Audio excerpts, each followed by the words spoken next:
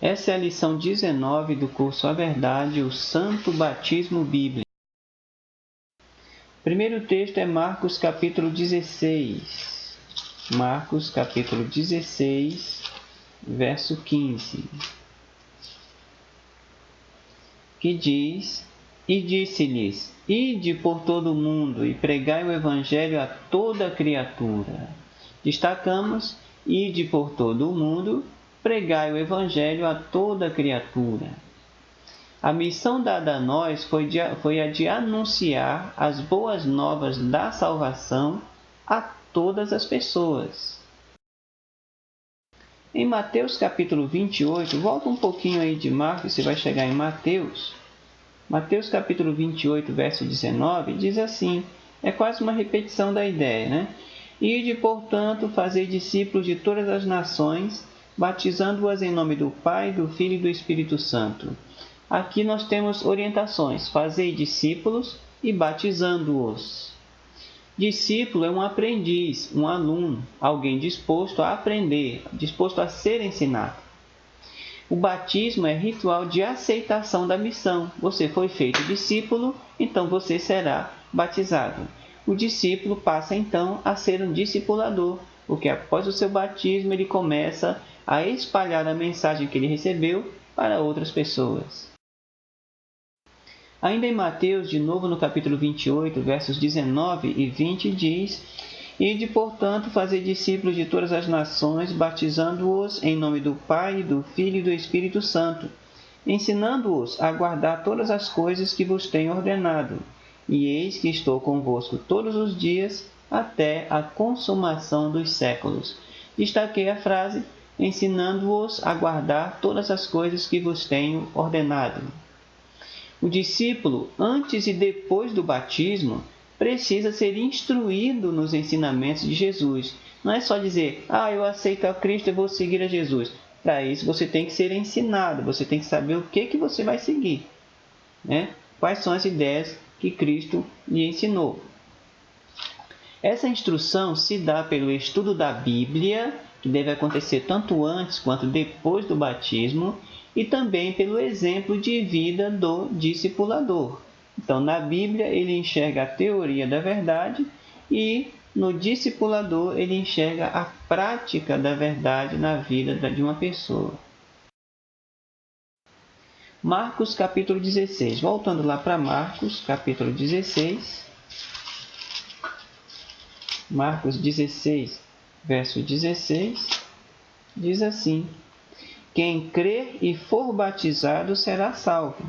Quem, porém, não crer será condenado. Atenção às frases: quem crer e for batizado será salvo. Quem não crer será condenado. A crença nos ensinos de Cristo deve ser acompanhada do batismo. Você creu em Cristo, então você demonstra essa fé aceitando e sendo batizado. A fé, no entanto, é a única condição vital para a salvação, uma vez que o batismo, em algumas situações, pode ser impossível. Então, quem não crê será condenado, e não quem não crê e não for batizado será condenado. Quem é condenado é apenas quem não crê, porque às vezes o batismo não é possível. Um exemplo disso foi o ladrão na cruz. Ele creu, mas as condições impediam que ele fosse batizado. Logo, a fé foi condição suficiente para que ele fosse salvo. No entanto, se você creu e há condições de você ser batizado, você deve ser batizado para testemunhar publicamente da fé que você aceitou. Atos capítulo 8. Atos capítulo 8, avança um pouquinho aí, você vai chegar em Atos capítulo 8, no verso 37.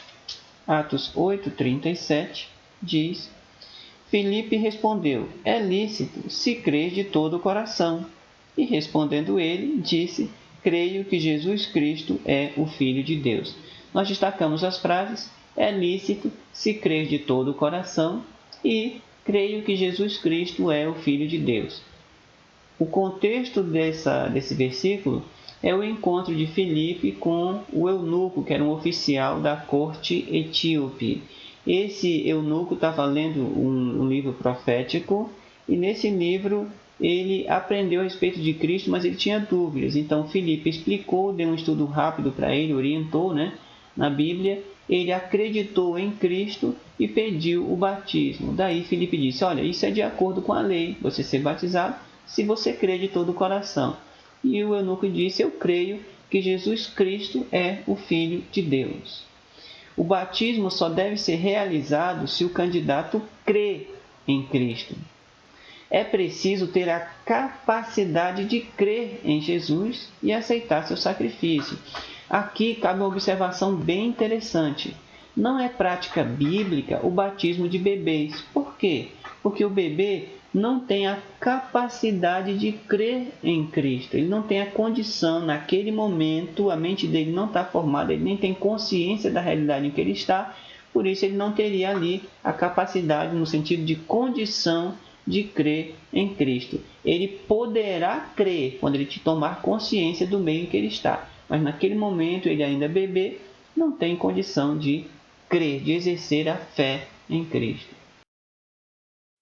Ainda em Atos, no capítulo 2, verso 38, diz assim: respondeu-lhes Pedro: arrependei-vos, e cada um de vós seja batizado em nome de Jesus Cristo para a remissão dos vossos pecados, e recebereis o dom do Espírito Santo.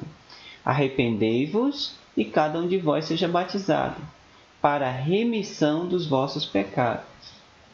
O discípulo precisa sentir tristeza pelos pecados cometidos e decidir afastar-se deles. Arrependimento é isso: tristeza pelo pecado e a decisão firme de se afastar desses pecados.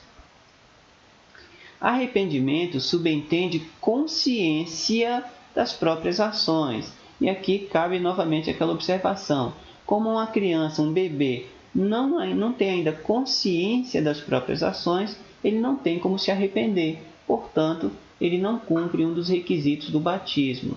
É preciso que você se arrependa e, portanto, seja batizado para a remissão dos seus pecados. Agora em Mateus, volta um pouquinho aí para Mateus, no capítulo 3. Mateus capítulo 3, verso 6, diz: e eram por ele batizados no rio Jordão, confessando os seus pecados. Batizados no rio Jordão, confessando, faltou aqui o osso, confessando os seus pecados. O batismo era feito no rio por causa do processo de imersão. O batismo precisa ser feito por imersão. Nós vamos ver uma análise bíblica sobre isso daqui a pouco. Então, tanto o eunuco, o etíope, alguns anos no futuro, daqui de João, quanto nesse momento em que João Batista batizava, ele batizava no rio. Por quê? Porque ele precisava de muita água para o processo de imersão. O batismo implica arrependimento, e a confissão dos erros cometidos. Você se arrependeu? Então você confessa os seus pecados. Provérbios capítulo 28, tem mais um detalhezinho sobre essa questão da confissão. Provérbios 28, versículo 13. Provérbios 28, 13, diz assim: o que esconde as suas transgressões jamais prosperará, mas o que as confessa e deixa alcançará misericórdia. Destacamos as frases: o que encobre as suas transgressões e o que as confessa e deixa alcançará misericórdia. Os pecados devem ser confessados. Os pecados devem ser abandonados. A força para ambas as atitudes vem de Deus. Então é Deus que coloca na sua mente o desejo de confessar os seus erros, e também é Ele que lhe dá forças para abandonar esses erros. Não é questão de você fazer aquele esforço sozinho. É claro que a sua vontade tem o seu papel. No entanto, é Deus que influencia inclusive a sua vontade, lhe dando força para tomar essas duas atitudes. Em Tiago, capítulo 5, ainda no Novo Testamento, é um pouquinho mais difícil de achar, que é um livro pequeno, mas Tiago, tá? Se você chegar em Hebreus, você alcança Tiago aí. Tiago, capítulo 5. Tiago, capítulo 5. Verso 16 diz assim: Confessai, pois, os vossos pecados uns aos outros e orai uns pelos outros para serdes curados. Muito pode, por sua eficácia, a súplica do justo. Nós destacamos: confessai os vossos pecados uns aos outros. Os pecados devem ser confessados a Deus, disso nós sabemos. Há erros que devem ser confessados às pessoas que foram ofendidas. Então você confessa o seu erro à pessoa e aproveita e já pede perdão a ela. Há erros que podem ser confessados publicamente, como testemunho da graça divina. Então, se os seus erros foram públicos, você pode confessar esses erros publicamente, pedir perdão publicamente e já testemunhar das maravilhas que Deus fez em sua vida, lhe retirando daquela vida de pecado. Miqueias capítulo 7, Antigo Testamento. Se você vai voltando aí, você vai achar Mateus, você continua voltando, que você logo acha Miqueias. Miqueias capítulo 7, versos 18 e 19.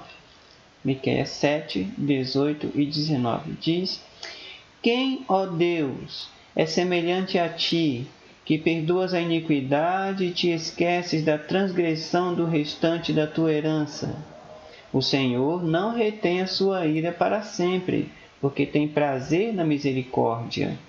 Tornará a ter compaixão de nós, pisará aos pés as nossas iniquidades e lançará todos os nossos pecados nas profundezas do mar. Nós destacamos que perdoas a iniquidade e te esqueces da transgressão. Lançará todos os nossos pecados nas profundezas do mar.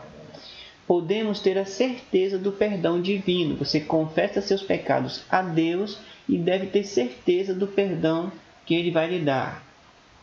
Os pecados perdoados jamais serão usados contra nós. Não é que lá no fundo do mar tem um monte de pecados, um depósito enorme. Não é isso.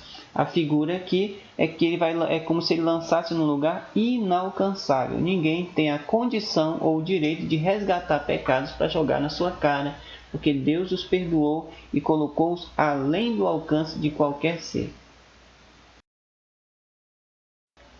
Mateus capítulo 19. Avança só um pouquinho e você vai chegar em Mateus. Mateus capítulo 19, verso 17. Mateus 19, 17 diz: Respondeu-lhe Jesus: Por que me perguntas acerca do que é bom? Bom só existe um. Se queres, porém, entrar na vida, guarda os mandamentos. Destacamos: se queres, porém, entrar na vida, guarda os mandamentos.